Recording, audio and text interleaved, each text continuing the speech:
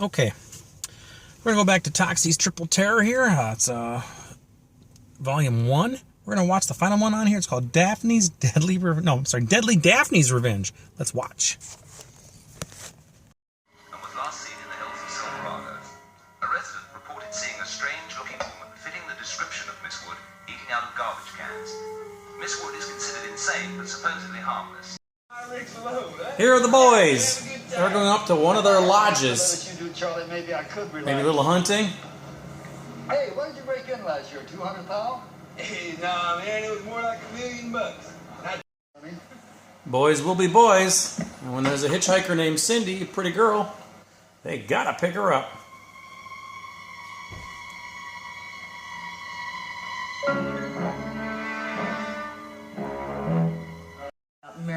They end up taking her to the lodge with them. I'm still scared of him. She doesn't like Charlie. Steve, will you keep that animal away from me, please? Don't worry, have fun. I think I can handle it. Even though she's a little leery of Charlie, right there in the middle there, the leader of the bunch, she stays and parties with him.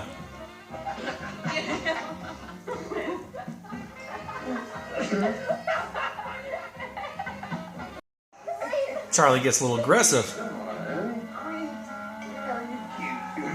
gotta know we're not here to play Monopoly. We are going right now. I'm in love with you right now. We ain't going nowhere till this bitch puts out. Some disagreements between the boys. Hey, we'll just club sandwich her. Not when it's by force. That's rape. Not the time that he was gonna hit you. I decided I better do something fast. She feels safe for Get the Steve, hell out though. of my sight, boy. She's a little young, but she has a thing for You Steve. know, for 17, you seem about over. I'm only a few days away from 18. Besides, I was on my own when I was 12. When that happens, you grow up fast. What's the matter? Does our age difference bother you? You can guess what's going to happen next. She and Steve go all the way.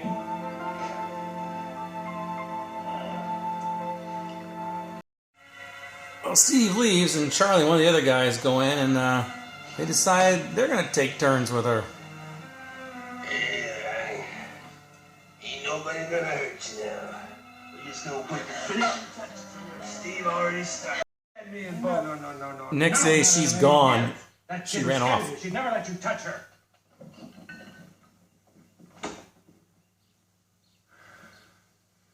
Okay, baby. Okay. I'm gonna give it to you just exactly like it was. They got what they want. Charlie makes up a But lie. man, she got hysterical because you ran out on her. And I had to wallop her just to shut her up. That, my man, is where the blood got on the pillow. Admit to being a willing participant with one of these men. It's going to be easy for Charlie Johnson's attorney to convince a jury that you were a consenting adult with Charlie Johnson. I wouldn't consent to holding half. That's the prosecuting attorney. Langley as the victim. They have a warrant for his arrest. See that? That's the guy from the Fresh Prince of Bel-Air, by the way. One of your employees.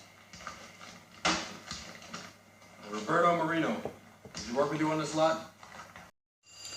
So they're all accused of rape, and it's made the front page news. Morning paper. What the hell do you think I'm looking at? I thought you had a friend that's going to keep this out of the papers.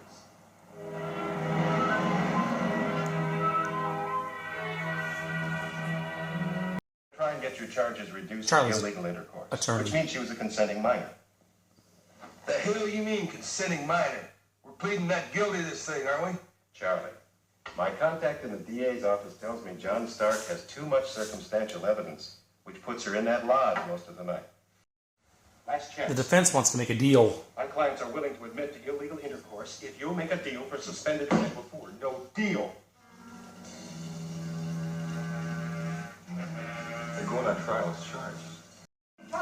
This guy's wife wants a divorce now. I'm gonna take what's mine before you give it to some hot-raced attorney to keep you out of prison. But Charlie's paying all the lawyers' fees, everything. But you're all I have left. If you divorce me, I'm Now, Charlie, hands off me. Now, That's right. Cry, you little weasel.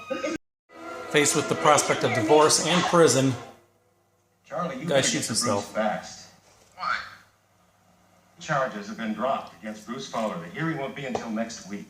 I know what really happened. Charlie's threatening one of his And some other people like to know that. co-rapists, or vice versa. What? You just keep your mouth shut.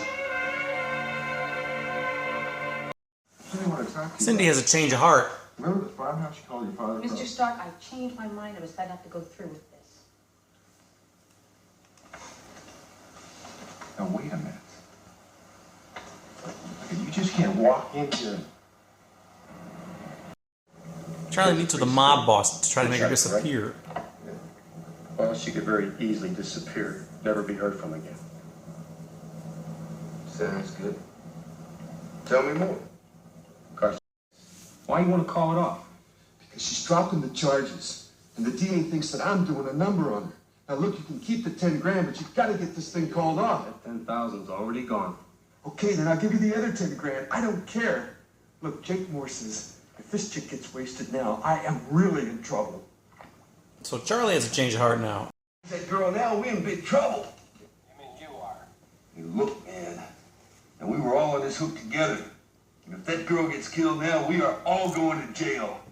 Are you going to help me get out of this mess or not? I don't even know where she lives. I want to discuss with you later. So Steve calls Right now, it's important that Cindy. I talk to you about something else. I was wondering, would it be possible for you to come over here? You mean right now, this minute?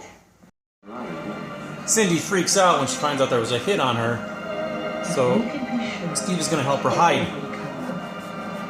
Wouldn't that be a good place for me to hide? Of all places, the lodge where it all happened.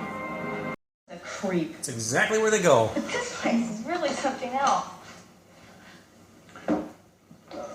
Glad you like it, Frank. Because it's going to be your home for the next few days. Little do they know, the hitman is out there. The mob boss doesn't know who the guy is, so he has a hard time calling it off. Strange, weird, bushy hair. Apparently there's a creature in the woods. Remember Daphne from the beginning? I yelled it, scared it off. But I mean to tell you, I have never in my entire life ever been scared like that before. That must have been what I saw here that night when I ran out of here. So the hitman's out in the woods about to take aim. And remember that creature? AKA Daphne? Don't kick her dog.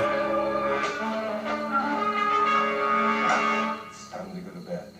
What the hell is going on? The next day, the other three boys come to the lodge. Brought all them with me in case I need an alibi. And they know that Cindy's up there She got too. blown away or something. Why didn't you two go to Hawaii like I told you? Because you told me to play it by ear, and this is where it turned out she wanted to come. And here we get a glimpse of Daphne Wood and her dog. Her beloved dog.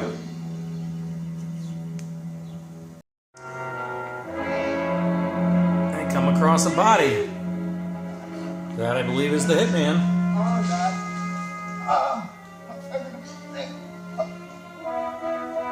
Charlie, man, don't. It's only a dog. Charlie finds the dog, too. Charlie, man. And just for fun, No! I bet you Daphne's not going to like that. Well, Daphne sees her dog dead.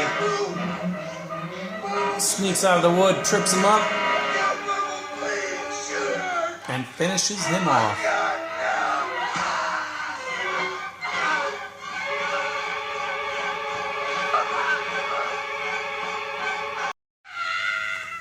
Daphne mourns her dog. Nobody mourns Charlie. Police come and Daphne's taken away or goes back to the loony bin. That pretty much ends our movie. Dead Charlie. All right, let's talk about Deadly Daphne's Revenge. It's the third and final movie that I'm reviewing on this Toxie's Triple Terror Volume 1. And this was a weird one. It makes it sound like it's going to be some sort of weird horror movie, but it's not. It's more of it's a rape movie, and it's about the DA trying to file charges against a gang rape situation. It's kind of like, the Jodie Foster movie Accused, except on a much dumber level. And in this case, we have our victim in this case, who was legitimately raped. She actually kind of wants a relationship with one of the guys who she was with that night. Now, again, she wasn't raped by that guy, but she was raped by the guy's friends and stuff. But she does still want to have a relationship with this guy, even though she was 17 at the time, so that makes it even harder for the guy, because he was a teacher and he lost his job, or he was suspended, whatever it was there. And again, we basically follow the story of the investigators, the prosecutors, trying to get these guys up on charges and take them to court. At one point, he wants to make a deal with the defense attorney, but the defense attorney turns him down. Or I'm sorry, the defense attorney wants to make a deal, but the prosecutor turns him down. Then later on, it switches, and the prosecutor wants to take that deal, and the defense attorney says no.